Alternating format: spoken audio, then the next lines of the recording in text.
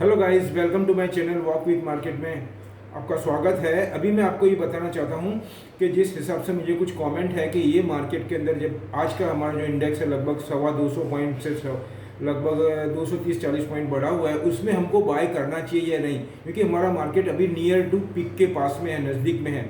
तो इसमें कौन से सेक्टर में इन्वेस्टमेंट करना चाहिए और करना चाहिए तो किस कारण से, क्या ऐसे कारण है जो हमको इन्वेस्टमेंट करने के लिए हमको सपोर्ट करेंगे या हमको मदद रूप होंगे, जबकि मार्केट हमारा near to all time high के करीब चल रहा है। तो मैं आपको इसके लिए जो मेरी स्टडी है उसके हिसाब से आपको कुछ बताना चाहूँगा। मैं आपको ये बताऊँगा अभी हमारा जो इंडिया का मतलब भारत के अंदर जो रिलेशन है वर्ल्ड के साथ में और बिजनेस को लेकर के, कोविड को लेकर के, वो हमको ध्यान में रखने हैं। और विश्व के अंदर क्या चल रहा है वो अगर हम ध्यान में रख करके इन्वेस्टमेंट करने का प्लानिंग बनाते हैं तो वो हमको बेनिफिशियरी देते हैं। तो पॉइंट नंबर 1 में मैं आपको बताना चाहूँगा, अगर कल का न्यूज़ आपने पढ़ा हो शनिवार और संडे का, मतलब 2 दिन पहले का, तो उसके अंदर आपके जो कॉमर्स मिनिस्टर और रेलवे मिनिस्टर है मिस्टर पीयूष गोयल, उन्होंने यूरोपियन यूनियन के साथ में बहुत बड़ी डील की बात करी है। ये हमारी इंडियन जो इकोनॉमी है उसके लिए बहुत पॉजिटिव रहेगा, प्लस इसका सिग्नल पूरे विश्व में जो इन्वेस्टमेंट करने वाले फंड हैं उनके लिए भी बहुत पॉजिटिव साइन रहेगा। ये इंडिया के पॉइंट ऑफ व्यू से हो गया। दूसरा, इंडिया के अंदर इंफ्रास्ट्रक्चर में और रोड सेक्टर के अंदर नितिन गडकरी साहब ने लगभग 4-5 दिन पहले बोला था कि वो लगभग 6 से 7 लाख करोड़ बहुत रैपिडली इन्वेस्टमेंट करेंगे।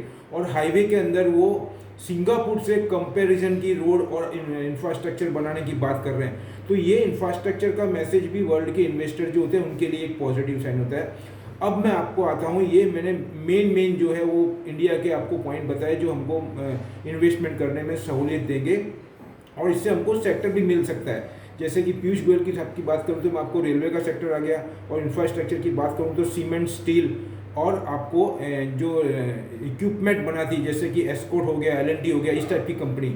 अब मैं आपको आता हूँ एब्रॉड की। एब्रॉड मतलब हिंदुस्तान के बाहर के जो देश हैं उनका क्या इम्पैक्ट होता है, उनका क्या फ़र्क पड़ेगा, जिससे कि हमको हमारी कंट्री के अंदर हम सेक्टर को चूज़ कर सकते हैं या शेयर को चूज़ करते हैं। तो पहला मैं बताना चाहूँगा मुझे इस हिसाब से, कल का एक न्यूज़ है, कल चाइना का रिलेशन वैसे आपको मालूम ही होगा कि 1-1.5 महीने से काफ़ी ज़्यादा ख़राब हो गए हैं ऑस्ट्रेलिया के साथ में। तो ऑस्ट्रेलिया के जो प्राइम मिनिस्टर है स्कॉट मॉरिसन, उनका रिलेशन, और उन्होंने बहुत खुल के बोला है, कम से कम 3-4 दफ़े उन्होंने मीडिया के सामने आकर के चाइना के बारे में जो बोला है। उन्होंने बेल्ट एंड रोड की जो बुराई करी है, उसके अलावा उनकी जो पॉलिसी है उनके बारे में उनकी क्रिटिसाइज़ करी है, मतलब उनकी आलोचना करी है। वो बहुत ही वर्ल्ड में एक बहुत नेगेटिव पॉइंट जा रहा है, उसकी वजह से चाइना को काफ़ी ज़्यादा खेद हुआ या उनको अच्छा नहीं लगा है। इसकी वजह से कल एक न्यूज़ है, चाइना ने जो ऑस्ट्रेलिया की 5G टेलीकॉम की कंपनी थी उसको बंद करके ऑस्ट्रेलिया वापस जाने के लिए बोला है। तो ये और भी ज़्यादा रिलेशन ख़राब करेगा। और जिस हिसाब से ऑस्ट्रेलिया माइनिंग के अंदर बहुत ज़्यादा है, और ऑस्ट्रेलिया के जो पीएम है मिस्टर स्कॉट मॉरिसन, उन्होंने लगभग 5-7 दिन पहले मतलब पिछले वीक में उन्होंने ये बोला था कि अब हम चाइना के अलावा डोमेस्टिक कंजम्पशन पे, डोमेस्टिक इकोनॉमी पे और दूसरी अब्रॉड की कंट्री उसके ऊपर ज़्यादा फोकस करेंगे कंपेयर टू चाइना। ये उन्होंने खुद ने बोला है। अब मैं आपको आता हूँ, चाइना का रिलेशन अगर ख़राब होता है तो चाइना को सबसे ज़्यादा मेटल के अंदर जो रॉ मटेरियल था वो सप्लाई करता था ऑस्ट्रेलिया।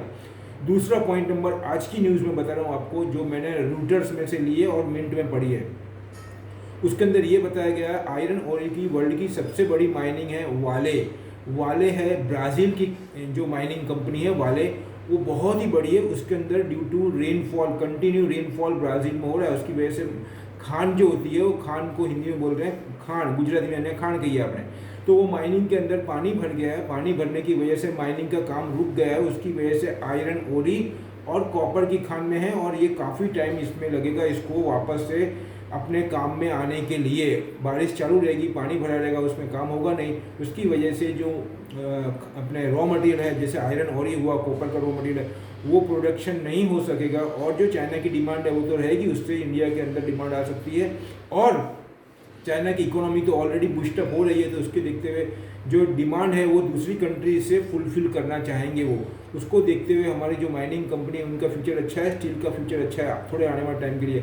अगर हमारा 3 महीने का ओरिजेंटल हो तो हम मेटल सेक्टर अभी डाउन मिल रहा है हमको, वो हम बाय कर सकते हैं ये पॉइंट के ऊपर से जो मैं आपको बता रहा हूँ। मेटल के अंदर मैं आपको बताना चाहूँगा, टाटा स्टील हो गया, हिंदाल्को हो गया, उसके बाद में JSW स्टील हो गया, उसके बाद में हिंदुस्तान कॉपर, हिंदुस्तान जिंक, ये सभी नीचे है। आज अगर मैं आपको बताना चाहूँगा, अगर हम बाय करते तो हमको नीचे के रेट में मिल रहा है। आने वाले अगर 3 महीने की तैयारी हमारी हो तो हमको ये वीक में एंड में या नेक्स्ट वीक में हमको वापस से रीबाउंड मारेगा, क्योंकि चाइना में ग्रोथ है, और आपको मैंने ब्राज़ील में बता ही दिया, वहाँ पे वाले के अंदर प्रॉब्लम है पानी की वजह से, और चिली के अंदर भी काफ़ी टाइम प्रॉब्लम चल रहा है, लेकिन चिली के अंदर मेनली कॉपर के लिए, और ऑस्ट्रेलिया से रिलेशन ख़राब हो गए हैं। तो उनको एक इंडिया बचेगा और दूसरी जो कंट्रीज है वहाँ से, तो ये अपनी उनकी फुलफिल करने के लिए इकोनॉमी की रिक्वायरमेंट वो इंडिया से बाय करेंगे, ऐसा मैं मान के चल रहा हूँ। उसको देखते हुए मद्देनजर ये पोजीशन चल सकती है। दूसरा, वर्ल्ड के अंदर अगर आप देखेंगे तो टेली कम्युनिकेशन के अंदर, डिजिटल के अंदर बहुत ज़्यादा मॉडिफिकेशन हो रहा है, पर्टिकुलरली एआई को लेकर के चाइना के अंदर। और चाइना में तो ऐसा भी बोला गया है कि जो एआई है, मतलब दे आर टू, वो पूरे एक युग की, वो पूरे एक युग को चेंज बता रहे हैं। मतलब जो आने वाले सॉफ्टवेयर में है, ईरा उसको बोलते हैं इंग्लिश में, ईरा, और वैसे बोलेंगे एक युग का बदलाव बता रहे हैं एआई के अंदर।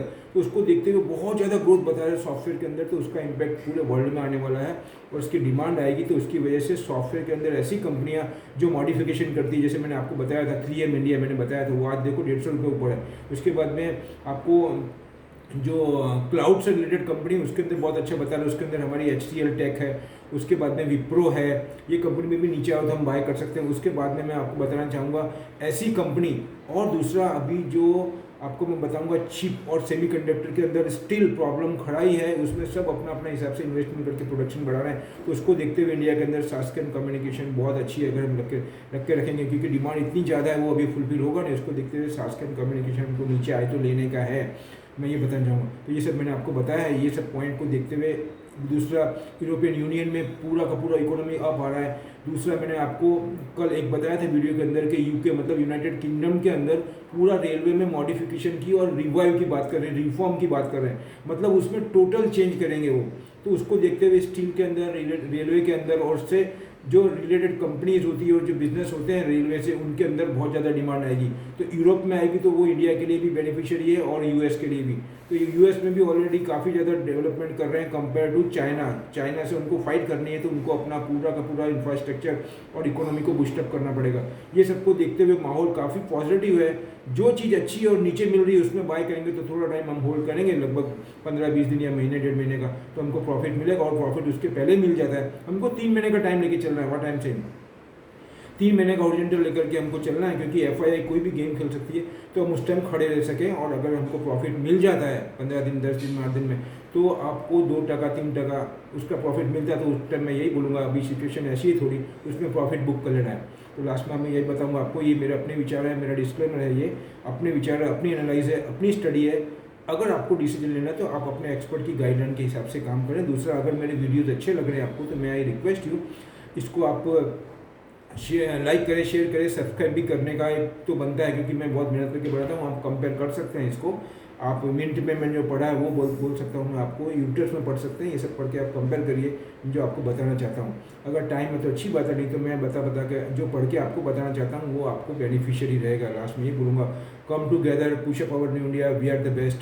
मिलते हैं अगले वीडियो में और कुछ नई डिटेल के साथ में, और कुछ अच्छा अगर मेरे पढ़ने में आता है तो मैं आपके साथ में ज़रूर शेयर करूँगा। और फिर एक दफ़े रिमाइंड देता हूँ कि अगर मेरी वीडियोस अच्छे लगे तो इसको लाइक करें, शेयर करें और सब्सक्राइब भी करें और अपने फ्रेंड को भी भेजें। जय हिंद, थैंक यू।